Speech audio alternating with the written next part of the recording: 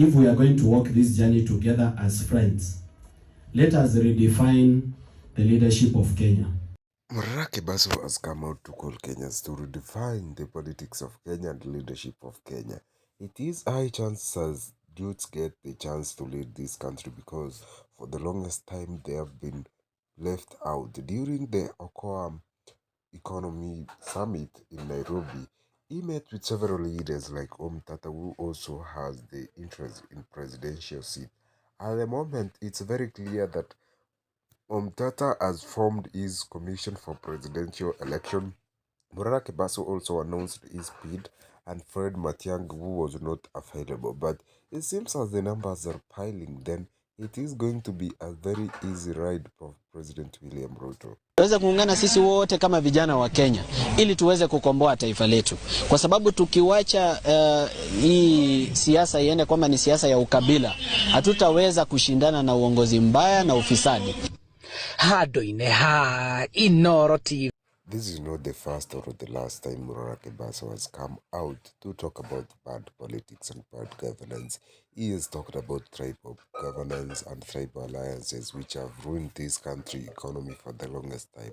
For example, a frank question which he posed the other day is that, suppose one of the people from your tribe is picked, is that going to be representation, or is it going to change anything in terms of economic liberation or the price of the way you are buying things across the country? It's obviously going to change the price of bread or the price of the basic commodities which everyday Kenyan uses. And that was a very challenging question. Apart from that, we have always seen how Morara Kebaso has traversed the country of Kenya, exposing rogue projects, some of these projects which were being used to save on money from the government. We have seen some 2.1 trillion project, 2.5, 1.1 billion water project, and many others across the country. On the other side, or on the flip side of the country, especially the eastern parts, we have seen a 600 million banana processing factory, a meat processing factory, which was like an economic zone, and many others which were somewhere, but in the reality, they have not been made useful. That means they have destroyed the economy. Yes, they have siphoned the money to their account. Even surprisingly, money from the European Union also was not utilized properly. Mtu mwenye mjafund akiuliza pesa nilitumia kwenu nitarudisha namna gani? What do you answer him? For example, if we sit down with Ruto right now and he tells you probably spent 25 billion to be president. Why would he spend 25 billion to be president, a seat which pays 2 million a month? Per year, that's 24 million. In 5 years, that's probably 100 and maybe 10 million. Why? Why would he? 120 million. Yet he spent 25 billion. How was he planning to recover it? Through theft. So no. If Sakaja sits you down and says he spent 400 million to be governor Nairobi, yet in all the 5 years, the most he can be paid is 100 million. So why did he spend that much? Because he plans to recover it through theft. So that is the problem. The problem is in campaign financing. And unlike Kenyans, wanivumilie. Hata nikiitwa omba, niitwe bega, ni mimi I can assure Kenyans, as long as I have fuel, bana nitalala tu juu niko na usingizi. Otherwise naweza amka usiku nienda kuinject. Hata kwa giza. Kabisa. I will work tirelessly. Why? Not because I have resources. Of course, ningefanya biashara zangu na nikuwe tu sawa. Hata Kalifkairo wakati kitu ilimshinda, alirudi kuuza magari. Akaenda kufanya shughuli yake. So everybody has something they can go back to.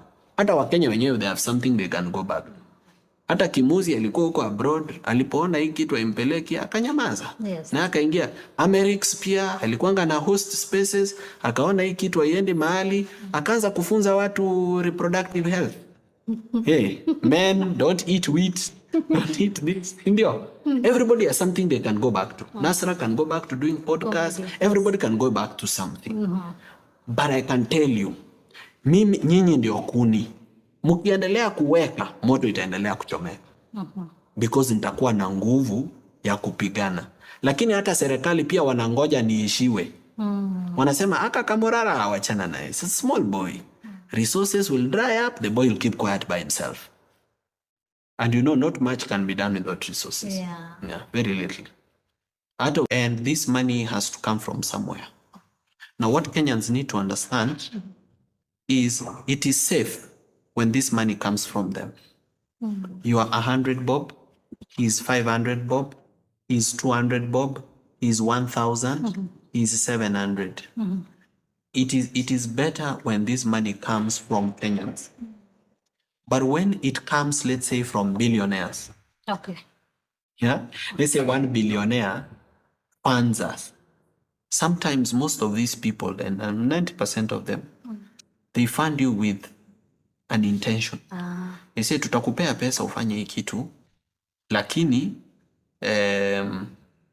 Morara Kebaso also talked about some of the issues like where people expect politicians to give them money, and he came out to say that this money is not always for free because they will always find ways to recover this money soon or later as they are pushing these agendas or as they are running the street. We have seen how this works. A politician will come, or what we saw previously on a rally in Kisumu where youths and many people are being given 200 shillings, and there were more than 5,000 people. That means it was equating to a million. So if it equates to a million, then how is this money going to be recovered? Or how can a politician give 1 million just like that, which is more than his salary? That means that he knows he has ways to recover this money. So he talked about how we should transition to politics of like USA, where the politicians should be funded. Then that should will stop the essence and the urge to steal money. And he say that once he succeeds, or if Kenyans vote him in, he will make sure that the issue of graft, where politicians are getting away with heavy corruption scandals and they're bribing their way out in various ways, is going to stop it because he is going to be very strict, and he must make sure that in the first year in office he is going to be very tough. He is going to focus on this issue of good governance. He even went ahead to suggest that the first year is solely meant to fight graft and auctioning properties of these people who have heavily stolen from the counties, the National Assembly, and even the contractors who have been used to stole money or steal money across the country. What do you think about Morara Kebaso's speech? Is he going to make it, or this is just a PR stunt which many people normally do? For me, I feel like this guy indeed, in terms of the what is calculating or what is fighting for, is very good, and it's going to change the Republic of Kenya.